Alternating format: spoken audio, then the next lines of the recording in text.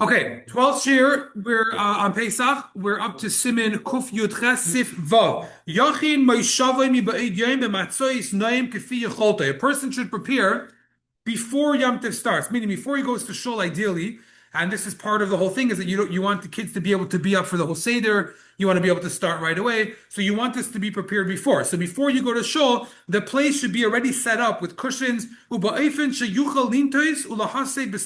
should be set up in a way that you can lean on your left side together with these cushions. So sometimes people lean in the ear, where they go like this. So that doesn't count. You can lean on another back of a chair. If you have a handle on your chair, which you always have, so leaning on that is lav dafka, is that enough? You should put maybe a cushion on it or something. In other words, it should be an idea of leaning. It's something that you don't normally do in a regular way. It's supposed to be in either zeicher l'chedus or derech slight variations in the girsa, whatever. 1 second. Even if he's a lefty, shall call Adam, he should still lean to the left of every person. This has to do with chedus. It doesn't have to do with an individual in terms of how they put on the tefillin or things like that. This has to do with what everyone did. Everyone did in a way of chedus. They always lean to the left side. It has to do with your stomach and how food would digest, or at least that was the thought. Similarly, again, to get things rolling right away and that it shouldn't be delayed. So you also want the kaira should be set up. Okay, this is a difference between the way we do it and the way they do it. The way he's saying over here is that the kairo should be set up also before you go to shul. So as soon as you come home, you could do the seder right away. Now we don't do that. So if you look at the bottom, he says ches siddur aminim ala kairu balaylo. We set up the seder by night. Kraydem kiddush before kiddush. So you come home and then you set it up. The only thing is the table should be set before. But the actual seating, meaning your kaida, you should do after you come home for shul. Um, yeah. No, I don't know. It doesn't seem like it. It doesn't seem like it seems like that's just how you normally eat. You go like this. That's not called eating. It seems like you have to be leaning on like something. So a chair next to you, something like that. The table itself, if you have a cushion and you move your chair over while you're doing it and you lean like that on the cushion, maybe I think that can count. I don't see why not. But if you're just leaning like that, that seems to be a little far stretched, at least the way I see it. 1 second, Avi, you had a question? They just beat. B, you can take care of whatever you need to do. Yeah, yeah. So if you're on a chair without any handles or whatever, you just put a cushion here and it's not supporting you even. So right, so in that situation, which most people have, by the way, most people don't have a handrest. So what I would do is I would turn your chair, and then the back you use to lean on. So you take your either push, yeah, exactly like that. So you lean on the back, and you use that as your thing. Yeah. What? Right. So right. So for you, I think leaning would mean actually facing forward because your normal way is back. So to turn. Okay, let's go by it. Siv Zayin. Yeah. No, we said you weren't here. We said that if you're leaning on the ear, that does not count. You have to be leaning on something. So turn your chair, lean on the neighbor's chair. No, you can't lean on someone else. No, that's not called leaning derechedus. It has to be on like a thing. Okay. Zion. I think some these days not necessarily silence. So it's a good question, and there's two girsos. There's one girsa that it's derechedus, and there's one girsa that it's zecher lechedus.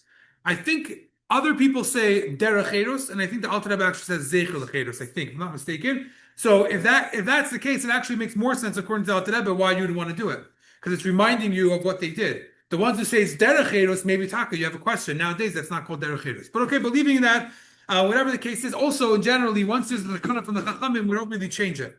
So once they establish this is how we do it, and this is the way we express freedom, then that's the way it becomes. Even though generally we try to minimize the fancy things that we put out because we want to remember the churban, right? As we spoke about in the Gemara, you want to do zeich in the mikdash. But here you have also zeich l'churban. So mikamakim belel Pesach toiv laharbes bekelim noim kvi koiche. When it comes to Pesach, you're supposed to increase in all these beautiful kelim. Va'afilu hakelim she'einam tzichim l'suda. Even kelim that you don't need for the meal, still yisadrim yafa al shulchan leno. You should set them up on the table to make the table nicer. Zecher l'chedus, to be a remembrance for chedus. So the Rebbe's before our Rebbe, used to put tons of all their silverware they would put on the table. I assume not chametz kelim, but probably all other kelim that were just around. So even other things. So in fact, I think it was Rebbe Rashab or Rebbe Rashab, I don't remember, that he looked around the table and he said, we're missing some stuff. And they found that there was maybe, I think, like a watch, a silver watch, and maybe something else that wasn't on the table. And they would put it on the table also. So the table was filled with these silver things, even though it had nothing to do with the meal necessarily. And then in addition to that, you also had stuff from the meal. The Rebbe only put silver things that had to do with the meal, and there wasn't so many of them. So I think actually the Rebbe used to use at one point, they had a bowl from the Frierdiker that came from the Alter Rebbe, but he got when the Rebbe ate in the Frierdiker Rebbe's apartment, I think that's when they would have it, and he would take a few spoons from it. So that was that. Then I think later on, I don't know if it was always there. I think that Tzemach Tzedek, it says that he used a becher from the Alter Rebbe that still had wine from the Alter Rebbe's last Kiddush. So when he made Kiddush in Piana, that Shabbos, Mitzvah Shabbos, I think he passed away, if I'm not mistaken. So that Shabbos he had made Kiddush, so that becher had some wine, and it was, I don't think he used it, I think it was just on the table, they never washed it, I guess. Yeah, so there was an Indian to have all these beautiful things, but it looks like the Rebbe wasn't so mahader in it, I would say. I guess, I don't know if Malchus looks at it differently, whatever. Either way, fine. Sif Ches. Seder HaKaira Kachu. So let's talk about now the order of how the Kaira works. So maniach shalish matzos. You take 3 matzos. And if you look in the bottom, it says that our minig is, they quote from the Haggadah, that we take matzos kfufos. Kfufos means that they're shaped a little bit like a ball, but slightly, obviously. Base kibble, they should have like a receptacle. They should be like a little bit, just that you could put things inside. That's the type that we try to have. And this way, the reason is because the matzos are kalim to be makabel the So you want the to come in, you want to have a proper keli. Which is also why later you'll see that other people, they put kalim on top of the kairo. So every one of the simanim get a little bowl, like, you ever see these big kairos? They have these small little bowls, and they put all the simanim inside of that. We don't do that. In fact, once they did it, I think in a yeshiva somewhere, and I think the Rebbe made a comment like Naya Menachem or something, or we never saw this, it shouldn't be done, or something like that. What we do is we put it on napkins, but the matzah itself is a keli shaped like that at least. Okay, so that's number 1. Now, the way we do it is Yisrael. We put Yisrael at the bottom. V'alav Levi, and the Levi goes on top. And Alav HaKoyin, and the Koyin goes on top of that. So for us, the way we set it up is what's called Yelech. Yeah? Yisrael, Levi, Koyin. In that order. And that's because we want to be, anyone that's involved in the Seder is in the midst of Avodah, of serving Hashem. We're all in a way of movement, which is Yelech. Ma'ashenke and others they start Koyin Levi Yisrael, which spells out Kli, which we don't want the matzah to represent that, because the matzah is supposed to be representing the that comes down and not an empty keli. So that's a Kabbalistic reason of why we do it the way we do. I think the Rebbe writes that in the Haggadah, if I'm not mistaken. Fine. No, but I don't know if he writes the reasoning behind it, but maybe he does. I don't remember. He does also. Oh, okay, perfect. Fine. Now you put this al hakaira. Okay, the way you do it is you have a kaira means a plate. What we call a kaira is the whole contraption, but really a kaira means a plate. So the way it's supposed to be is you put a plate on the bottom, and then on top of that you put your matzahs. That's the way it's supposed to be. Now our minig is not exactly like that. So if you look in the bottom yud, he says bebeis harav mesadin hamatzis hamapa veloya lakaira. When it was in the beis harav, there was only one kaira, one plate. And that was by Milvad Admor HaMesader HaMatzos Al Tas Shel Kesef. Besides for the Rebbe. The Rebbe would put, meaning all the Rebbes, they would put a silver plate on bottom, and then on top of that, they would put everything else, like we'll describe. Everyone else by the Seder did not have a plate on bottom. Now, I don't know that this means that everywhere else you're not supposed to. This was dafke in the house of the Rebbes, that it was only the Rebbe that had it there, for all the reasons that, whatever you can come up with, I'm sure it's discussed. Then you put the matzahs on top of this kaira, if you have the kaira, and if not, you have your matzahs, and you put the way he says it, if you have your 3 matzahs in a row, and then you put a napkin on top. So this way they're not separated, but that's not our minhag. If you look in the bottom, it says noigid lahafsik b'mapa b'matzah l'matzah. We actually put a napkin in between every single one. Or if you have the cloth fancier, what we call kairos or whatever, where over there they already built in the 3 layers, 3 levels. So you have that automatically. But if not, you can make your own. It's very simple. You just put a napkin in between each. Fine. Now, on top of that, you put the simanim. Again, our minhag is that we do not put them inside of a keli. we just put them directly on the Rebbe. Actually, when he told them not to use the kelim, he said, if you're worried about it making either gebrachs or whatever, so you put it on top of napkins. So what's our seder? So we do the zroya neged hayamin shaloi. The zroya is on the top right, because that's one carbon. That's habeya mismar. The beya is on the left because that's the second carbon that we mentioned, the chagiga and the carbon pesach. Hamarar lebracha be'emtza. The one that you're going to use for the bracha, the marar, you do in the middle. And as he says over there, from the Alter Rebbe, lemata ma'at, a little bit lower, kain segel. Now, not everyone does that. Some people do it in a way of a circle. People have different minhagim. But the way we do it is we do 2 and 2 segel. So it's 3 and 3. And the reason why we do that, the reason why we put the mar in the middle is because you don't want to pass over the mitzvahs. You want to be able to go in order. Very good, good. Got me there. Okay, so it's not the full reason. The full reason also is api Kabbalah, because we want to make, like we mentioned, different kalim, and the matzah, as we said, is malchus. So the things on top are the midos. So you want it to be chesed, gevurah, tiferes, netzach, yisoid. So you want it to be that way, and then the matzah is the malchus. So there's different things of how it's done and why it's done, but that's the way we do it. Now, chareses tachas hazraya, on the right side and the bottom, you're going to put the chareses that's not mixed with wine yet. Karpas tachas abeya, the karpas is going to be on the left side below the egg. Umarar lekricha be'emtza, and the marar that you're going to use for your kairach is going to be again in the bottom segel, lematamat kein segel, what we call the chazeres, I guess. So there you have the zroya, abeya, marar, chareses, karpas, and marar. And there's a whole thing. It's not called Mara in the Shulchan Aruch twice. Once it's called the Mara, once it's called whatever. Fine, leave that for now. That's the seder of how it is, how it's set up. You had a question? You had a question? You had it. You forgot. Okay. Fine. What? Oh, we answered it. Baruch Hashem. Okay. Test.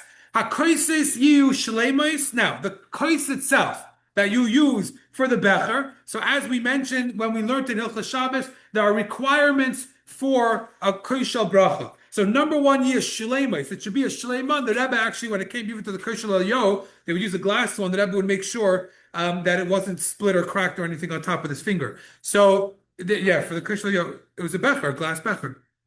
It was a glass cup. Whatever, it doesn't have to be glass. That's what they use. But either way, he put his finger over it to make sure that it didn't have that it was shalim. It had to be a full kais. Belishum pkima with nothing. Umudachis yalfa, and wash in the inside and the outside. Apparently, which I don't know I ever noticed. After the Suda, after Shulchan Aruch, you're supposed to wash it again before your next 2 kaises. So that could be, I guess, because you take it away from the table. If it was by the table, meaning first and second, you don't wash it. So maybe because it's either taken away from the table or because you take your mind off it when you get to the Suda, I'm not sure. But either way, it looks like it should be washed again. But we wash again. Remember, as we spoke, outside, inside, and you at least wipe the outside. If it's not, The achaziku l'chol ha'pachas revis, and it should be at least a revis. How big is a revis? According to our shiurim, the basic would be 2.9 ounces, 3 ounces. There is a little bit of a larger shiur. Some say, according to Samach Tzedek, maybe 3 point something. So some will have one a little bit bigger. The smaller one that you buy are usually, I just bought one this past year, a small becher. They have one that's like the Rebbe's becher with the Magen Daven on it.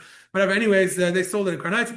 It was made, I think it's 4 or 3.9 or something. It's a little smaller than the regular one, but technically 2.9 ounces is the shear according to the Chaim Na, and that's generally the way we would do. The Rebbe's was bigger, a little bit bigger than that. It didn't have a regel, right? A lot of people have with the stem. So the Rebbe's did not have a stem, and the Rebbe would have it in his right hand, which we spoke about then. Yes, together we do. Obviously, you need to have a saucer especially for Pesach.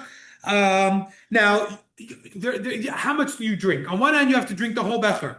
On the other hand, you also have to drink a minimum of a revis within a very short time, which hopefully we'll get to tomorrow. So the point is that you want to have a becher that's big enough for you to drink the whole thing. So until recently I was a big chaverman and had a decent sized becher, but it's very hard to drink 4 kaises when you reach my age and one night for things. It could then you have to clean up after. Maybe you guys don't have to worry about that, but the older people have to worry about cleaning up and staying up, and it's a challenge. So you could get a smaller becher. 2.9 ounces is the beer minimum. They're not going to sell you one 2.9. The smallest they make is like 3.5, I think, because they want to make sure a little bit spills or whatever. You don't want to be no shear. So they'll make it a little bit bigger. So 3.9, I think, maybe, or whatever it is. So you don't have to get a big becher. You don't have to be a chaverman. I remember my brother got for his bar mitzvah. I actually know who it was from because they put their name on it. But it was a massive becher, like a goblet. Like, it must have been like 12, I don't know, 12, 13 ounces. It was a big one. And it's like, he was a small bar mitzvah kid. But besides that, it's a very big becher to use, especially because you have to drink the whole thing. And you're not supposed to pause in middle. So you're balancing a bunch of stuff. You have to drink minimum of revis, but really also the whole kais, if you could. and you're not supposed to stop in middle. So if you have a massive becher, it gets very challenging. So it's not a kunst to do it unless you could. If you're, when you're young and you could, then adrabah. I want to finish the siman. Minagenu li. Okay, now this is not our minig, but we're going to say it anyways. Minagenu lilbesh is hakito. There is a minig that people have that they put on a kittel. What's a kittel? A chaluk lavan, a white kittel like we wear for Yom Kippur. The yechinu gam kim min be'edim, you should prepare it before. I'll explain soon why and where and all it comes from. Someone that's an avel, they don't wear it. But an avel does have to do a seba, even though he's not really chedos. He's an avelos, but he should do it anyways. Let's say, unfortunately, they were not able to do any avelos before Yom Tif, which means that he hadn't, after Yom Tif, he's going to have to do a full avelos. So then, let's say they did the kura right before Yom Tif and they can't do anything. So then the minig is that you don't do the haseba, because the haseba is really a davar, it's a davar shebetzina, I guess. No one really sees. So really you are supposed to do it, but not if you're an einin, only if you're an avel. Whatever. Either way. The halal oimer, but even an avel should say halal, ki halal hu chiyuv, because the halal of the night of Pesach is a chiyuv. That's something you have to do. Now, why do we wear the kittel? So on one hand, it's actually derech chedus. Why is it derech chedus? Because it's white, it's completely white. And no, that's something else actually. Sorry, it's derech chedus somehow. It's a clothing that you wear of malachim, like we wear in Yom Kippur. It's a derech chedus thing. That's number one. On the other hand, you have the opposite extreme, is that it's a beged mesim, and reminds us of what the Yidden had to deal with in Mitzrayim. So you see two opposite reasons. There's a third reason that it's white, which is not murkiv. Colors are murkiv. So Kabbalistically, the night of Pesach has to do with something that's not murkiv. It's a very high level. But the point is, we don't do that. So if you look in Yud Beis in the bottom, he brings a minagenu liubish akitul seder. They bring from the Rebbe, from the Haggadah, where he says, our minig is we don't wear the kittul. He doesn't say over here why, but even in the times of the Mishnah Berurah, by the way, he already also writes, actually in the times, even the Mishnah Berurah already says that they also, the minig is not to, but don't tell anyone that does. So we're not the only ones that don't wear it, but there are those that don't, and I think that's because of the Beged Mason part. But either way. Okay, Sif Yud Aleph, Bein Eitzel Aviv Chayiv B'Seba. If a child is eating by his father, he still has to do a seba. But Pashtus, his father will let, so it's okay. But if his father is his Rav Muvik, so then still he could wear it, or he could ask at least. I'm sorry, he should still lean or ask at least for a shus, and he'll get it. But when it comes to a student by his Rebbe, or similarly, if it's not his Rebbe, but it's the big Talmud Chacham of the generation, then he doesn't have to. And Rabbeinu, according to the Alter Rebbe, Rasha, he should. By the start of the Rebbe, no one leaned. I think the Rebbe himself did a seba later on, maybe, but no one else leaned for sure. Technically, if he gave what? Okay, no one leaned, but technically, if he gives her shus, I think maybe then you would have to, but you don't have to ask, and I don't think anyone asked by the Rebbe, obviously. If they would, and the Rebbe would have said, yeah, if they would, then they would have to, but I don't think anyone wanted to, so no one asked, and no one leaned. Okay, this will be it for today, and then tomorrow we'll get moving on the next Siman, see what we can do.